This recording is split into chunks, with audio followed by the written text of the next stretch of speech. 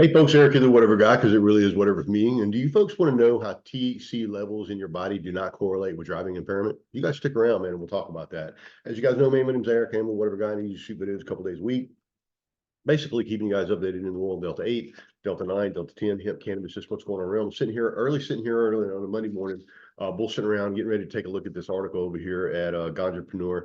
And so as we move forward into legalization of marijuana, and you guys know, I'm someone that lives this life. Like I get up in the morning first thing, and I'm doing 10 to 20, milligrams of Delta 8 first thing in the morning, or 10 to 15 milligrams of Delta 9 first thing in the morning. That's my morning routine. So someone like me, I'm always going to have those metabolites in my body. Like I'm never going to be someone that's going to be clean because like I said, I do this for a living, and this is something I do on a daily basis. And this is obviously something, I did 25 milligrams of this Delta 8, 50 milligram nano powder from over at Bora Hemp this morning in my coffee. Like that's my normal everyday dose. But now, having said that, I'll probably leave here about 9 or 10 o'clock and head over to my shop so that I can get some work done on the computer and all that kind of stuff. But having said that, I'm when I leave here, I'm not going to be impaired. But having said that, if I was to be tested at any point during the day, at any point in the next 30 days, they're going to find out that I've got a lot of this crap in my system, right? And that's the moving forward is with the legalization of marijuana, and we want to treat this in a situation like alcohol. But down the road, how are these people going to be able to figure out, who's impaired as far as driving goes on marijuana? Is there going to be some sort of test? Because as I've said many times before on this channel, like we talked about many times on this channel, the P test, the urinalysis itself doesn't test for THC. What it tests for is the metabolites that are created when your body or something that adheres to your CB1 and CB2 receptors. Anytime something binds to your CB1 and CB2 receptors, whether it be CBD, THC, CBN, or whatever the case is, those metabolites are created, and that's actually what is being picked up in that urinalysis. So we're going to flip over here to an article over here at Ganjapreneur and take a look at what they're saying. So they did a study, and what they're figuring out is that exactly what I'm telling you is like you can have a lot of cannabinoids in your system, a high THC levels in your system, but not be impaired for driving. You can literally, smoke a joint right now, and then 3 or 4 hours later, after that, you would still be good. You would be good to drive after that 3 or 4 hour period. But prior to that, obviously you wouldn't want to drive. But either way, at any point, whether you got tested at the beginning of it, at the end of it, a day later, whatever the case is, you're still going to come back with those high THC blood levels in your system, and that's going to create an issue down the road, especially for law enforcement when it comes down time to enforce these type of rules and laws that we have. It says here, it says study. It says THC blood levels do not correlate with impairment. This is a recent study published in JAMA has concluded that blood THC levels do not correlate with driving behavior, highlighting the need for more nuanced impairment regulations. Okay, so we're going to slide on down here and see what they got to say. In a recent study published in the Journal of the American Medical Association Network, Open, researchers have taken a closer look at the effects of cannabis on driving abilities, particularly focusing on older adults aged 65 to 79. The study, led by Patricia D. Ciano, alongside a comprehensive team of experts, delves into the nuanced relationship between the consumption of cannabis, its impact on driving performance, and the amount of THC found in a participant's blood. In summary, the authors noted that although the evidence suggested that cannabis use could impact driving performance, blood THC level was not correlated with driving behavior. The study's participants, who were regular users of high-potency THC-dominant cannabis, demonstrated an increase in weaving and a decrease in speed 30 minutes after consumption. However, these changes in driving performance were not directly correlated with blood THC concentrations.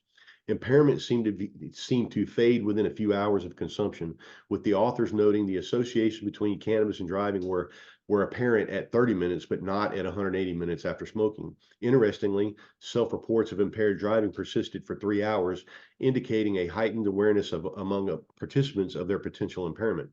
In response to the study, NORML released a statement calling for more sensible regulations around cannabis impairment. The conclusion is consistent with numerous studies reporting that neither detection of THC nor its metabolites in blood and/or other bodily fluids is predictive of impaired driving performance. As a result, NORML has long opposed the imposition of per se THC limits for motorists, and has alternatively called for expanded use of mobile performance technology like Druid.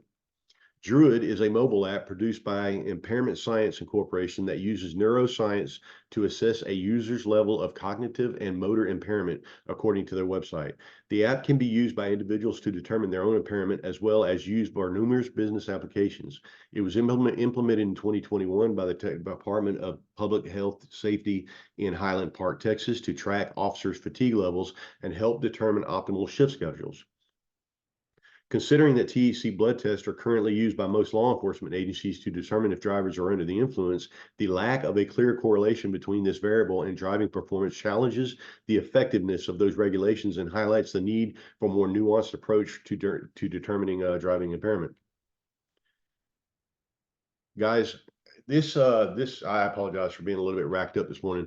Having said that, this article kind of ends right there. But let me just say this, guys, like as we move forward into the situation that we're in right now, I'm someone that's never going to be clean. Like I'm never going to be someone that's going to be clean. So like if I was driving down the road right now and I'm completely sober and I was driving down the road and they were to test me for THC, I'm still going to come back hot. Like I'm still going to come back hot, but that doesn't indicate that I just got done smoking 3 hours ago. Like those cannabinoids are going to stay in your body and for 30 to 40 days, like 30, 45, 60 days in some cases. And we've already done videos on this channel talking about Delta 8. And for those of us that are in the minor cannabinoid space, that Delta 8 seems to stay in your system a lot longer than 30 to 60 days. So we've had these conversations many times. My goal or my hope is that at some point down the road, we can get to a position where we can test folks in the moment rather than testing their blood THC levels and finding out that at 8 o'clock in the morning they've got a high THC blood level, and then 6 hours later after they smoked the joint they still got that high THC level on the other side.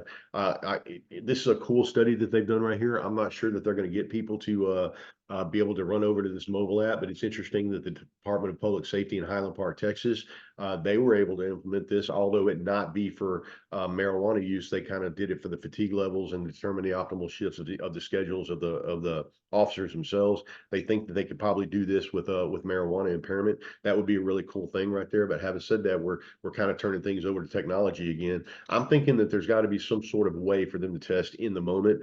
They just haven't figured that quite out yet. I think there are some studies being brought forward, some scientists out in Oregon, I believe, that are working on some stuff like that right now.